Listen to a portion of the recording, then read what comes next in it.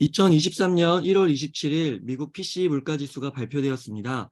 이를 두고 그레이트 리세션 2023년 경제 전망의 저자이신 김광석 교수님을 모시고 이야기를 나눠보도록 하겠습니다. 교수님 안녕하세요.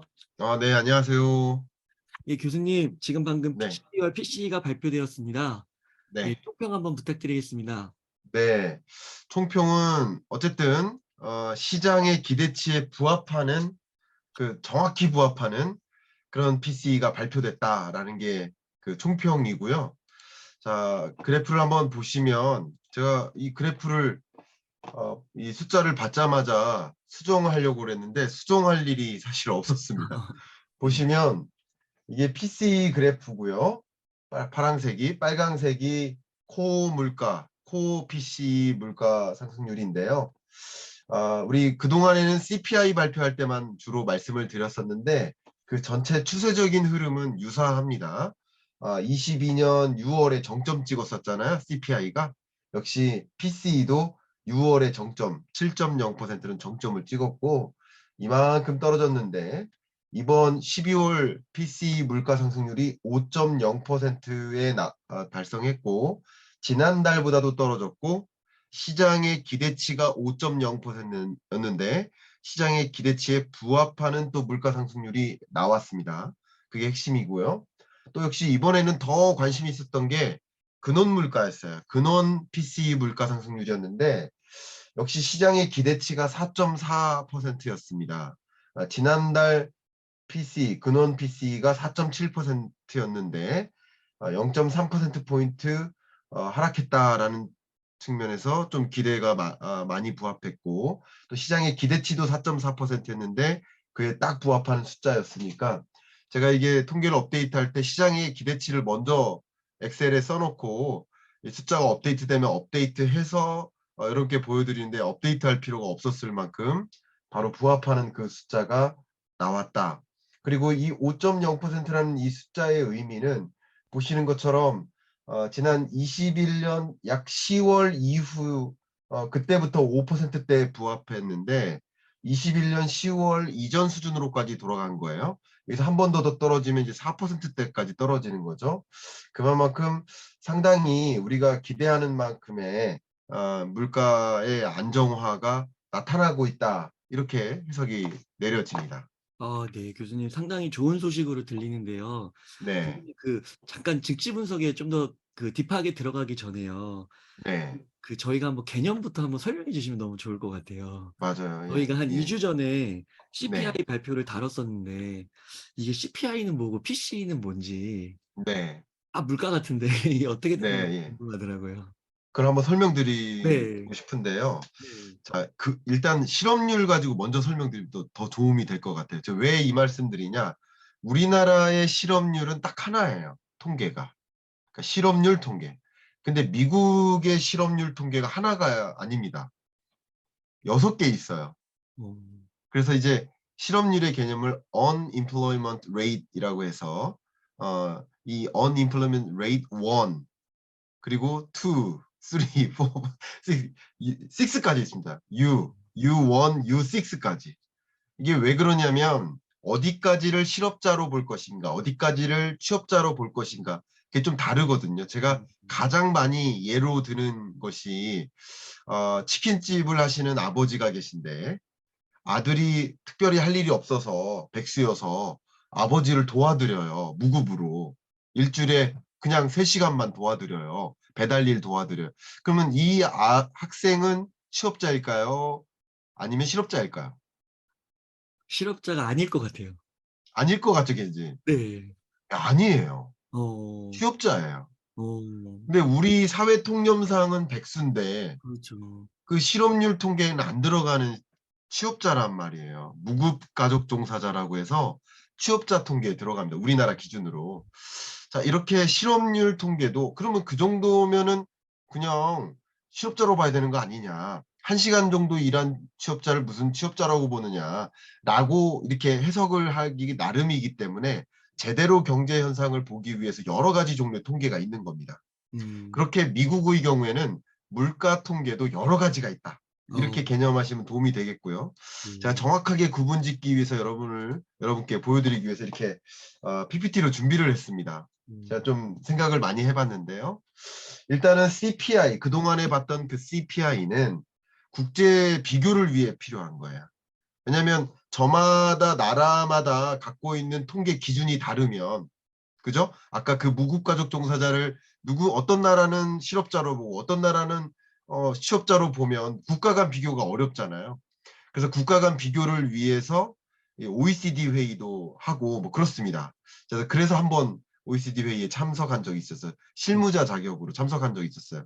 네. 에너지 통계를 일원화하자, 비교하기 위해서. 그러니까 CPI는 국제 비교를 목적으로 한다. 이렇게 생각하시면 좀 도움이 더 될 것 같아요. 비교를 한다면 CPI는 기본적으로 고용통계국에서 발표해요. 통계청이라고 보시면 좋아요. 근데 CPI는 가계 직접 지출만 해당되는 품목이에요. 소비자 물가를 조사할 때 소비 품목이 제한적이에요. 음, 근데 비교해 보면 PCE보다 25%가량 적어요. 품목 수가. 음, 그러니까 물가를 정확하게 반영하는 데 한계가 있어 있다. 보인다라는 뜻인 거예요.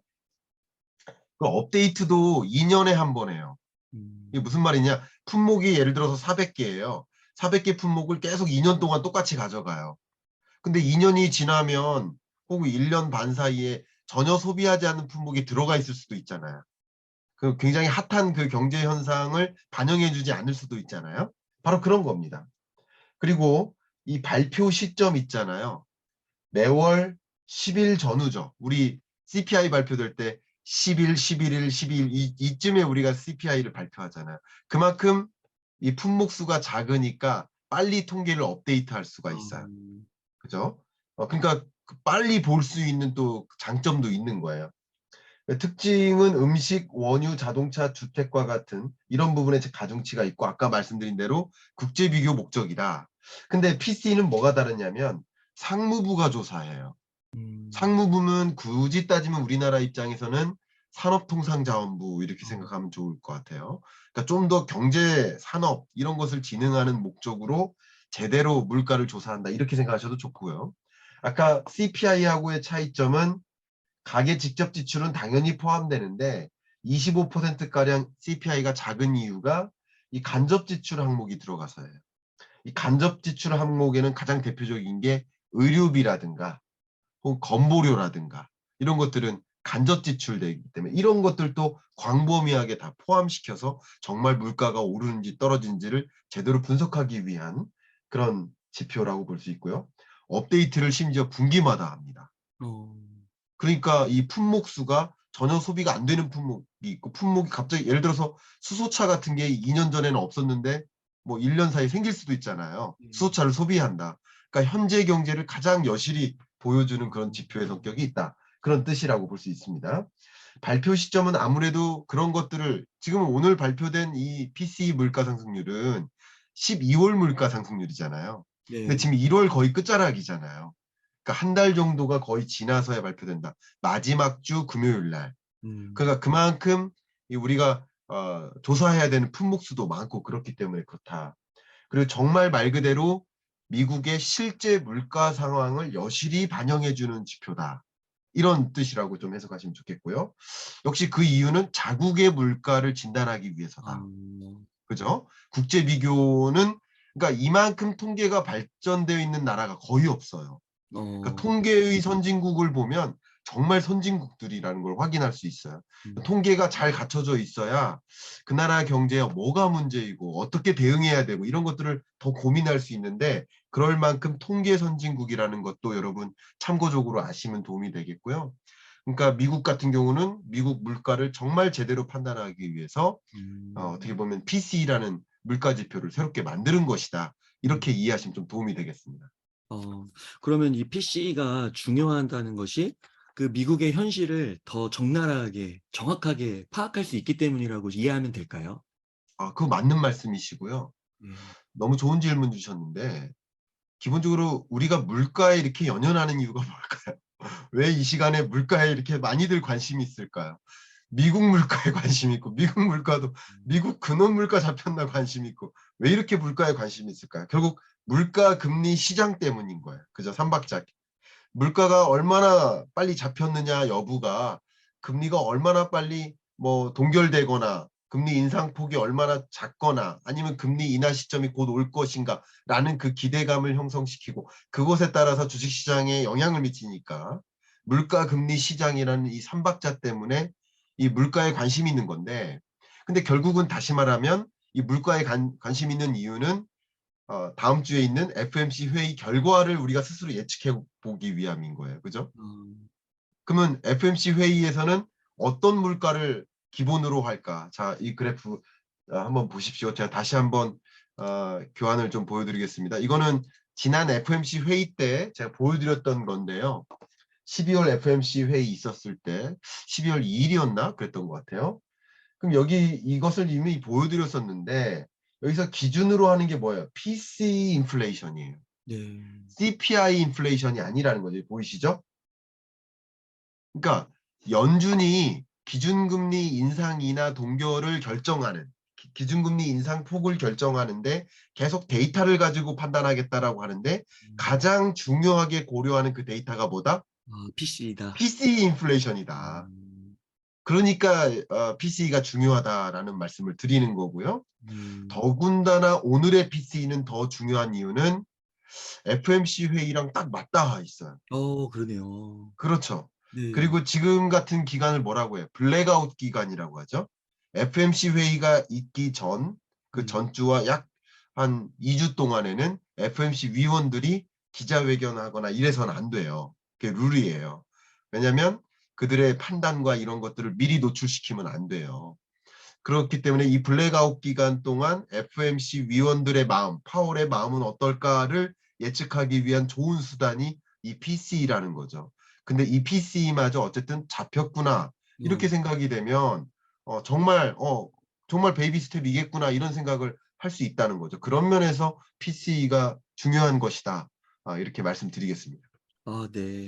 그 교수님께서 지난 10월부터 12월까지 그 물가 정점을 찍었다고 계속 분석을 해 주셨잖아요. 근데 네. 이번 결과를 볼 때도 진짜 정점 찍었구나. 확실히 찍었구나. 그렇게 볼 수 있을까요?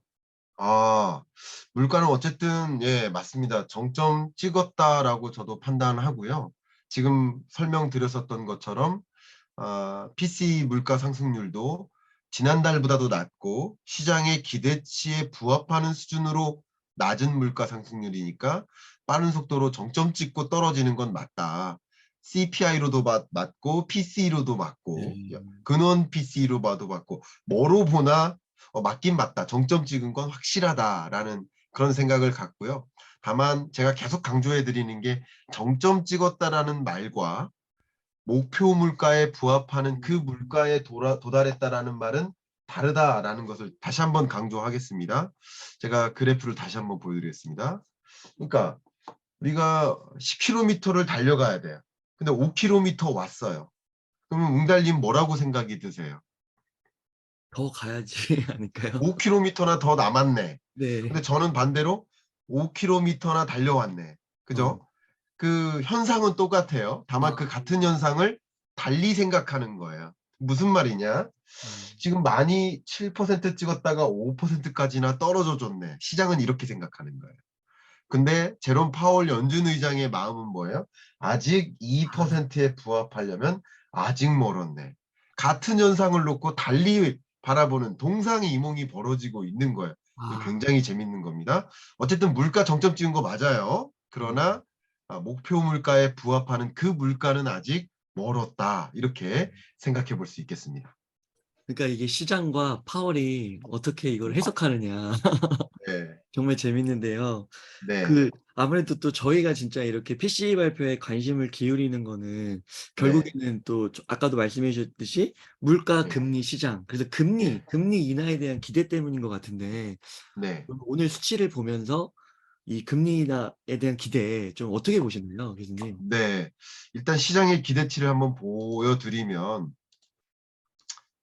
제가 항상 CME 패드워치를 보여드리는데 이게 어제 날짜입니다. 어제 98.1%가 그러니까 시장의 절대적인 다수가, 그죠? 절대적인 다수가 대부분이 뭐라고 보는 거야? 베이비 스텝 할 거야라고 기대하고 있는 거죠. 음, 정말 극소수가 어쩌면 이상한 사람이 이렇게 하고 근데 잠깐 제가 이런 말씀 드려도 죄송할지 모르지만 이 2%에 해당되는 사람들이 연준 위원들이면 어떡하죠? 어, 금리는 시장이 결정하는 게 아니에요.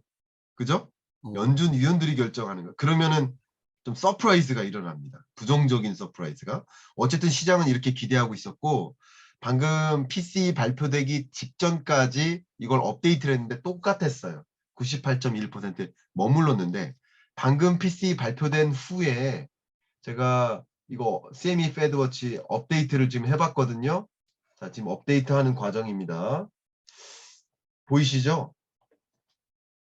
네, 잘 보입니다. 홈페이지는 보이시죠? 야, 업데이트 됐습니다. 정확하게, 99.1%로 늘었죠. 네, 그마저도 늘었죠. 네, 그러니까 그러네요. 시장의 이 PC가 시장의 기대에 부합하는 수준으로 떨어져 준 걸 보고 시장은 환호하고 있고 거봐 물가 잡혔지라고 주장하는 모습이고 어, 그러니까 반드시 베이비 스텝만 할 거야. 빅 스텝은 절대 있지 않을 거야. 라고 기대하는 모습 그렇게 제가 해석하고 비유해드리면 어떨까 그런 생각을 말씀드립니다. 네. 그래서 요즘에 좀 뉴스를 보니까요. 실제로 한 2023년 하반기로 갈수록 네, 금리 인하 진짜 할 거다라고 이야기하는 분들도 많이 등장을 하시는 것 같더라고요. 맞아요. 근데 이런 게 정말 교수님께서 이제 짚어주신 것처럼 연준과 조금 다른 행보를 보이는 것 같기도 한데, 네. 보실 때는 좀 연준과 다른 해석을 하고 있다 이렇게 보시나요? 네, 왜 다른 해석을 하고 있는지를 설명드리면 네. 여러분이 되게 재밌을 것 같고요. 제가 여러분이 파월만 믿으시라는 뜻은 아니에요. 왜냐하면 시장의 기대감만으로도 실제 시장이 움직여줘요. 시장이 그렇게 기대감을 형성하면 돈을 어디다 넣는다는 거예요? 주식시장으로 이동시킨다는 거예요. 그러니까 기대감도 읽긴 읽어야 돼요. 다만 파월의 마음도 같이 읽으시면 굉장히 도움이 돼요. 그래서 내가 파월이어야 될 것도 아니고 이 주로 이제 이런 걸 주장하는 그 시장의 기대감을 조성하는 그런 사이드가 어딜까요? 투자은행들이에요. 아, 글로벌 투자은행들, IB뱅크들. 그러니까 이들의 마음도 읽어야 돼. 둘 다 마음을 읽으시면 여러분 굉장히 좋은 투자 스탠스를 가지실 수 있지 않을까 생각인데요. 왜 시장과 연준이 동상이몽을 갖고 있을까라는 것을 여러분께 좀 해석해 보여드리도록 하겠습니다. 제가 이렇게 해석해 드리는 건 처음인데 한번 해석해 보여드리겠습니다. 그렇게 어려운 거 아니니까 한번 유심히 지켜봐 주시면 좋을 것 같아요. 자, 이게 CPI를 가지고 봤을 때 지난 6월, 22년 6월이 정점이었잖아요. 그 CPI 물가상승률 9.1%를 기록했는데 9.1% 기록한 것에 각각 품목별 기여도가 있어요. 근데 일단은 근원 물가가 이 두 가지예요. 근원 서비스와 근원 상품이 근원 물가인 거죠. 이 네. 근원 물가가 왜 나온 거예요? 에너지와 식료품 물가를 제외한 거예요. 그죠? 음, 그러면 보시는 것처럼 구성 항목이 뭐예요? 에너지 물가, 식료품 물가, 그리고 나머지가 근원 물가인데 그 중에서도 근원 서비스 물가, 근원 상품 물가 이렇게 구분하면 도움이 될 것 같아요. 자, 근데 6월, 11월, 12월 CPI가 많이 떨어졌죠. 이거는 PCE가 떨어지는 행보랑 매우 비슷해요. 둘 다 잘 떨어지고 있는데 유심히 보면 에너지 물가가 많이 떨어졌죠. 그러네요. 그리고 식료품 물가도 상당히 떨어진 것도 사실이에요. 근데 네. 보시면 근원 물가는 그렇게 큰 변동은 없어 보여요. 어, 이게 좀 불안한 거예요. 어, 그러면 시장은 같은 현상을 놓고 보고자 하는 것을 보는 것뿐인데 내가 보고 싶은 것만 보는 거예요. 내가 보고 싶은 게 뭐예요? 이 실적치가 떨어져 주는 거, 물가 상승률이 떨어져 주는 거. 그걸 음, 지금 보고 있는데 어쩌면 연준은 뭐를 더 보고 있는 거예요? 그는, 물가가 기조적으로 잡히는가 안 잡히는가. 어, 이게 보는 관점이 다른 것 같아요. 저는 개인적으로 어, 판단을 하고요. 또 아까 말씀드렸던 이 근원 물가 상승률만 볼게요. 이제는 또 한 번 내려갈게요. 근원 물가 상승률 중에서 아까 말씀드렸던 상품 근원 상품 물가 그리고 근원 서비스 물가가 있어요. 근데 근원 서비스 물가에도 주거 서비스 관련 물가가 있고 비주거 서비스 물가가 있는데 이제 구분이 다 되셨죠? 그걸 다 구분지어 보면요. 근원 상품 물가는 어느 정도 떨어진 거 사실인 것 같아요. 근데 지금 뭐가 중심인 거예요? 서비스 물가. 네. 이 서비스 물가가 뒤늦게 반영되는 모습이라는 거예요. 이래서 기조적으로 물가가 안 잡힌다. 이게 뭐냐면 각종 원자재 가격이 다 오르면 제품 가격이 올라요. 그러면 단무지 가격 오르고 햄 가격 오르고 김 가격 오르면 그러면 이런 김밥을 판매하는 유통 서비스, 식료품 외식 서비스 입장에선 어때요? 메뉴판을 뜯어 고치고 싶죠. 네. 그런 현상이 바로 이런 거예요. 서비스 물가는 가장 뒤늦게 반영돼요. 음. 생각해보세요. 원자재 가격이 가장 빠르게 요동치죠. 그러면 그 이후에 그 제품 가격이 요동치죠. 그리고 서비스 가격이 요동치는 건데 서비스 물가는 근원 물가 자체를 계속 더디게 잡게 만드는 음. 그런 요인으로 작용하고 있기 때문에 연준은 이런 것들을 우려하는 모습이다. 이렇게 볼 수 있습니다. 자, 그런 관점에서 시장이 왜 낙관론을 갖고 연준은 왜 경계감을 갖는지 이해하실 수 있겠죠. 시장의 낙관론 또 연준의 경계감 이 두 가지 굉장히 중요한 겁니다. 특히 앞에 제가 말씀드렸던 시장의 낙관론을 계속 조성하는 사이드가 어디예요? IB뱅크 투자은행들이에요. 투자은행들은 소위 말하는 우리나라 입장에서 증권사처럼 주식시장에 많은 돈이 유입될수록 좋은 거예요. 그렇기 때문에 계속 유입할 수 있도록 니즈를 계속 부합하는데 보시는 것처럼 금리의 상단 자체가 그러니까 바클레이스나 뭐 뱅크 오브 아메리카나 시티뱅크 다 마찬가지예요. 중간값만 보겠습니다. 23년 1분기가 5%, 2분기 5.25%, 그리고 그때부터 동결하다가 4분기 정도면 인하할 거다라는 기대감을 갖고 있는 거예요. 이해가시죠? 네. 그러니까 시장의 기대감은 이쯤부터 4분기부터 인하하니까 그 전부터 주가에 반영되는 모습이라고 볼 수 있겠어요. 음. 시장의 기대감 때문에. 자, 근데 연준의 생각은 뭐예요? 5.25가 23년 4분기까지 계속 유지된다라는 거예요. 그러니까 연준과 시장은 기준금리 그 스탠스, 정점에 대한 스탠스가 다르다는 거죠. 음. 다르게 조성되는 이유가 바로 네. 같은 물가를 보고도 다른 것을 좀 더 집중해서 보고 있는 모습이지 않을까? 야. 제가 그 시장의 마음속에 들어가 보고 파월의 마음속에 들어가 봐서 그렇게 해석을 아. 해보면 여러분들도 그렇게 도움이 되지 않을까 이렇게 생각해 봅니다. 와, 교수님 진짜 뭔가 살아 움직이는 경제 공부를 하는 것 같습니다. 제가 네. 그 뭐 절대 홍보라고 생각하진 말아 주시고요. 음. 제가 이미 지난주 월요일 날, 지난 월요일이죠. 이런 영상을 제 채널에 올렸었어요. 그래서 여러분 혹시 이 영상을 안 보신 분은 꼭 한번 봐주십시오. 정말 이 금리에 대한 스탠스를 갖는데 제가 이런 식으로 분석해 드렸잖아요. 이 똑같은 내용은 안 들어갑니다만 정말 제대로 금리 인하 기대감이 도대체 왜 형성됐고 어떻게 그걸 바라봐야 될지 어떻게 해석해야 될지를 분명히 여러분 확인하실 수 있는 기회가 올 겁니다. 저는 개인적으로 이 영상을 이 영상 보시고 나서 바로 이제 바로 연결해서 보실 수 있게 설정을 해 놓을 테니까 음. 꼭 저는 정말 추천드립니다. 이 영상을 한번 보시면 네. 균형 잡는 그 시각을 가지실 수 있을 거라고 생각합니다. 교수님 이 영상 옹달 책방에도 올리고 댓글에다가 링크 걸어 네. 놓겠습니다. 그렇게 해주시면 너무나 감사하겠습니다. 네. 네. 예, 교수님 그래서 정말 말씀해 주신 대로 이제 네. 미국 시간 기준으로 FOMC가 이제 1월 30일 일에서 2월 1 일에 있는데요. 네. 그때도 좀 즉시 분석 부탁드리고요. 당연히 즉시 분석해야죠. 예. 네. 교수님 그러면 새벽에 일어나겠습니다. 네. 새벽 3시 반에. 예. 네. 네. 감사합니다. 그 날것의 얼굴을 여러분 보실 수 네. 있습니다. 네.